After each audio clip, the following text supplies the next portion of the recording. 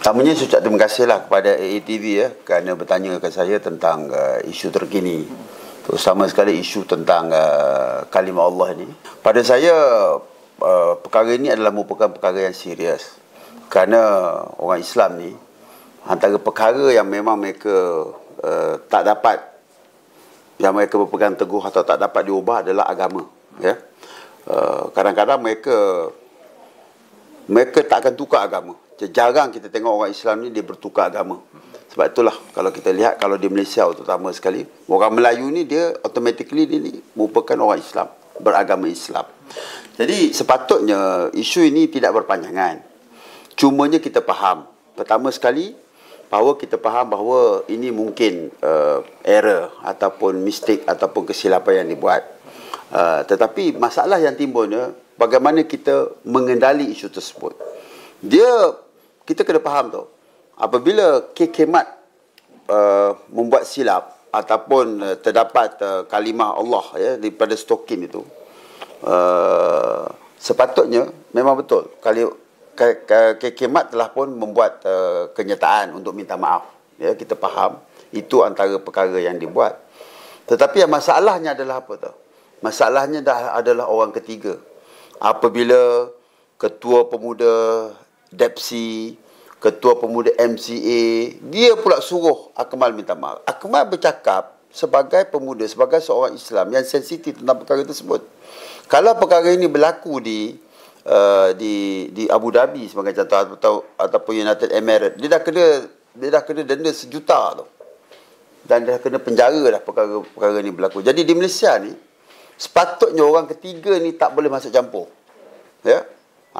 Anthony Loke, okey, dia bagi tahu bahawa kita serahkan perkara ini kepada Datuk Zahid dan juga Datuk Rauf.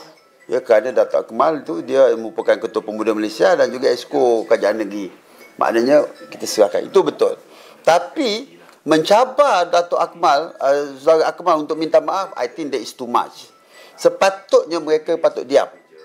Sepatutnya mereka kena cakap macam mana tu?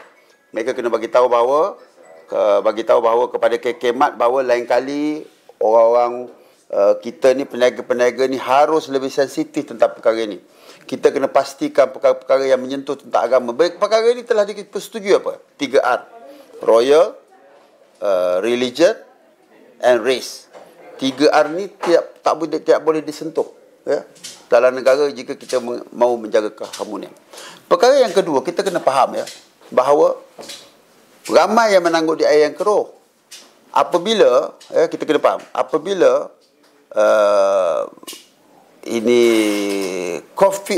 Starbucks diboikot seluruh dunia kerana mereka menyokong Israel. Siapa yang gembira? Yang gembira adalah Coffee Bean.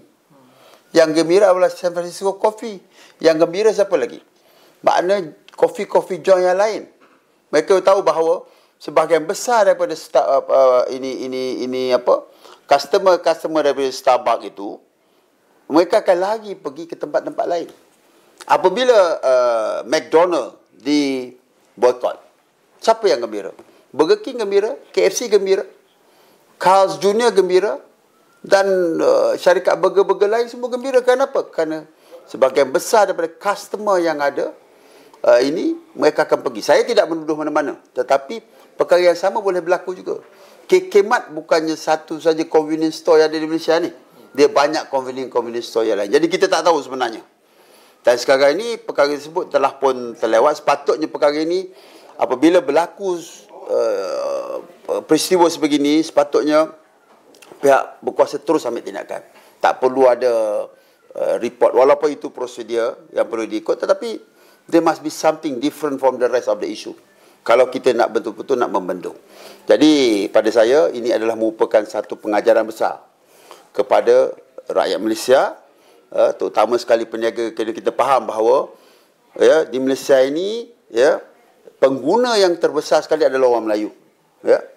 Saya tengok dalam sosial media dan sebagainya, lebih kurang sebulan tu lebih pada 100 bilion adalah merupakan pengguna ataupun consumer ini adalah orang Melayu.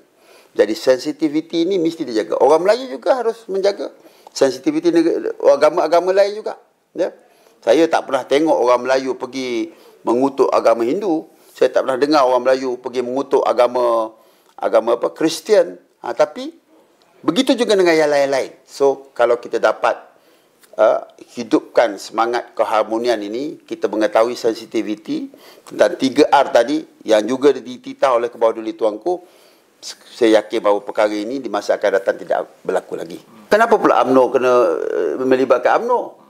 Dia tak ada kena-mengena dengan UMNO. Ini yang kita ada berapa juta orang tu. Yang boykot ni bukannya ahli UMNO. Kita ada seluruh rakyat umum. Kita bercakap soal sensitiviti orang Islam. Ya? Dia tak kira lah UMNO ke PAS ke siapa-siapa. Tapi sensitiviti orang Islam, jika kamu beragama Islam, kita sensitif dengan perkara-perkara yang menyentuh tentang agama kita. Ya? Of course lah kita tak nak perkara-perkara yang tidak baik berlaku. Tetapi jika sekiranya ianya tidak diurus kendali dengan baik, perkara yang macam itu yang akan berlaku, yang akan memburukkan keadaan lagi. Ya? Kita tak nak peristiwa Natrah. Ya? Ingat tak tahun-tahun awal tahun dulu soal bagaimana orang ini seorang anak Belanda yang dijaga oleh orang Melayu, kemudian nak dikahwin dan sebagainya. Dia menjadi isu yang besar. Jadi kita tak nak perkara ini. Kita tak nak berlaku perkara seperti Salman, ya, yang dia menulis buku tentang yang sangat sensitif tentang Islam itu. Jadi kita tak nak perkara-perkara ini berlaku di Malaysia ni. Sepatutnya KKMAT harus berhati-hati lagi. Mana sajalah peniaga-peniaga yang berhati-hati, kerana mereka faham bahawa sebahagian besar daripada konsumer ini ataupun pembeli pengguna ini adalah orang Melayu yang beragama Islam. Jadi sensitiviti ini kena jaga. Sepatutnya KKMAT pun yang melakukan kecuaian tersebut tu patutnya dihukum juga, kan? Janganlah yang mereka yang sebab perkara yang sensitif tak sepatutnya berlaku. Saya tidak menyembelahi mana-mana, tapi saya terserah tentu saya sebagai orang Melayu, sebagai orang Islam, saya sensitif dengan perkara ini. Ya, tapi yang penting bagaimana untuk kita mengurus kendali ataupun kita menangani isu ini supaya ianya tidak melarat menjadi lebih buruk lagi.